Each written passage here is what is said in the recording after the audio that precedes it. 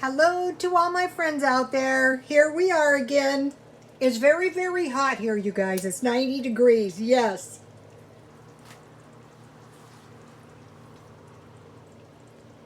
So, I was busy today.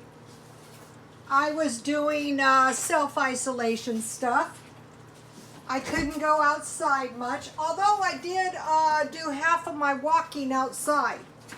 Okay, so now, this is some anti-coronavirus tea.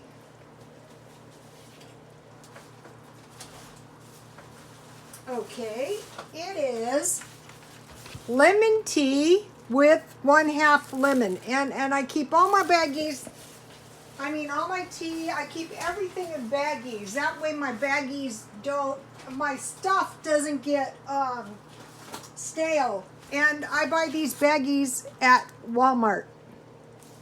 I go through a lot of them. So today, I ate the rest of my lima beans and I had tomato sauce. So I made a tasty batch of chili. Remember this? And I had to use my tomato juice to make my lima beans. And so I had a can of, I got these at Walmart.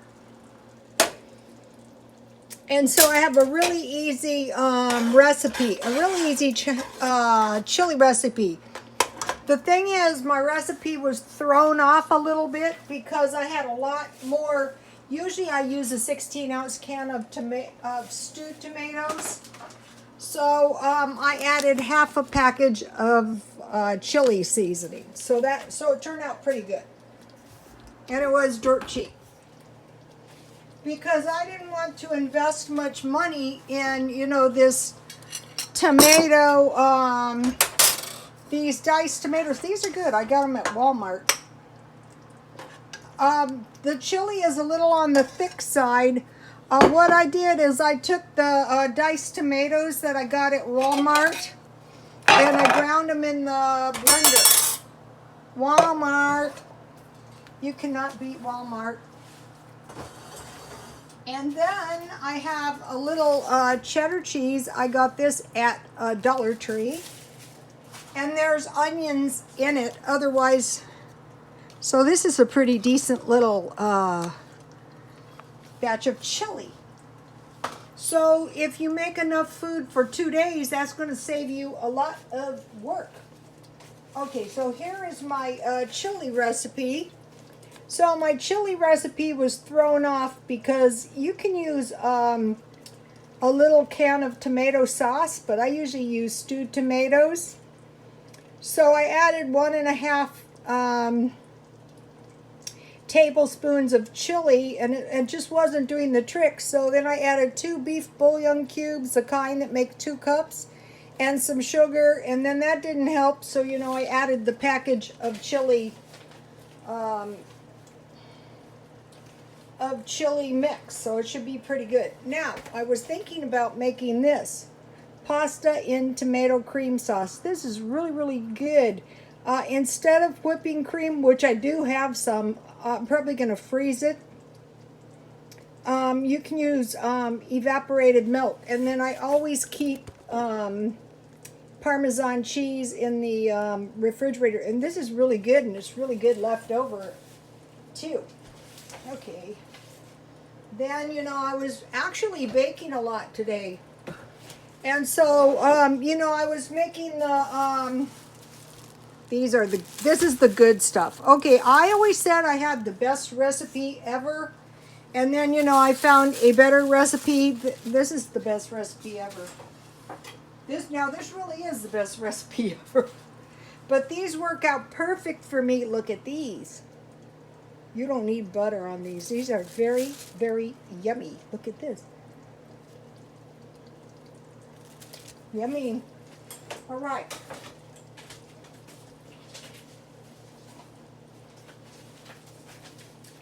I want to show you you guys the cookbooks and the recipes in case you can ever get these. Try to get this.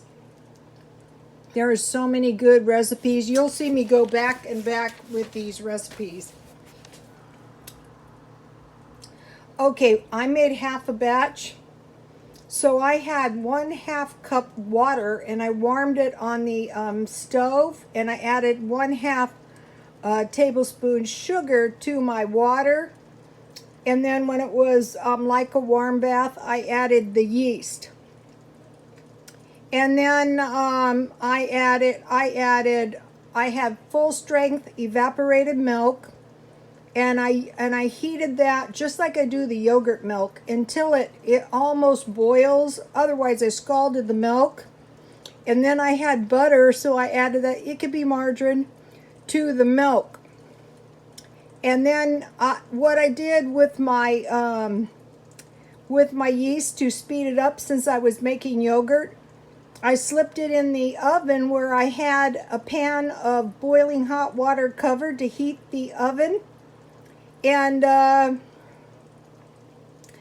put the yeast in there, and when it was ready, I added all the milk and the water with yeast, and I added the salt to the milk, and I stirred that all together.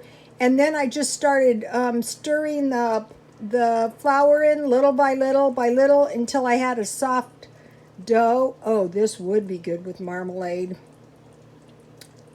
Our basic white bread is perfect for sandwiches, perfect for toast, and it's wonderful spread with jam, marmalade, or simply with sweet butter or honey would be marvelous.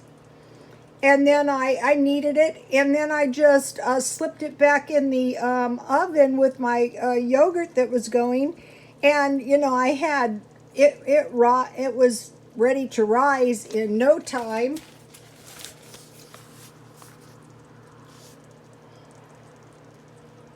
So this is so far. Now if I get a better one, I will ditch this one, and I will, you know, I will make the better one, of course. Okay, now my yogurt is not quite done, but you can see it's starting to set. You can, you know, when you're making the yogurt, this is good, just like this. Look at this. It's not quite ready, but it's delicious. So I will boil more water and slip it back in until this ain't bad either. This really isn't. You gotta make this. This is a good one, even if it is 90 degrees.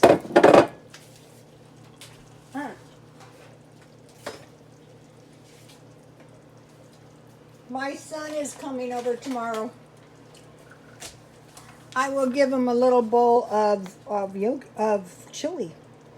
So what I do is I heat a large pan with boiling water, and then I cover it with foil and slip it in the oven to create a warm oven, which is perfect for you can rise your bread that way too. And then I use 1 can evaporated milk and 1 can water, equal parts. You can add more milk to this if you want. And then you heat the milk to almost boiling, and you hold it there, you know, with just the bubbles not quite boiling. Mine was boiling today. It accidentally started boiling, but it's still fine. Then I cool it down to warm, and you have to get I take the, when I heat the large pan of water to boiling, I take the yogurt out so it's room temperature. Then I mix it in with the milk. I usually strain the milk, you know, in case, you know, there's any, you know, in case it coagulates, and then I slip it into the oven. If you do it at night, it's ready the next morning. Okay, so yummy, yummy, yummy. I was mentioning something, you know, when I used to work in the salons. This is good. You got to try this. You got to get yourself a mason jar. And you've got to get yourself lemons, and you've got to put a half a lemon in 4 cups of tea. Any kind of your choice. And then you get it nice and warm. And these are ready for sandwiches. The 2 best sandwiches that I have found this week are tuna and turkey. Okay, now let's see. All right. Now what? Well, guess what? I had to make more cookies. And guess why? I ate all my cookies. Yes, all of them. Because I was drinking iced tea, and I was watching movies, and I was eating cookies. All right, now these are tasty and easy to make, and I have a couple tricks that you guys are gonna need to know. Okay, I grease my cookie sheet with margarine, and then I bake my cookies. See how much better they are on the bottom than with those sheets?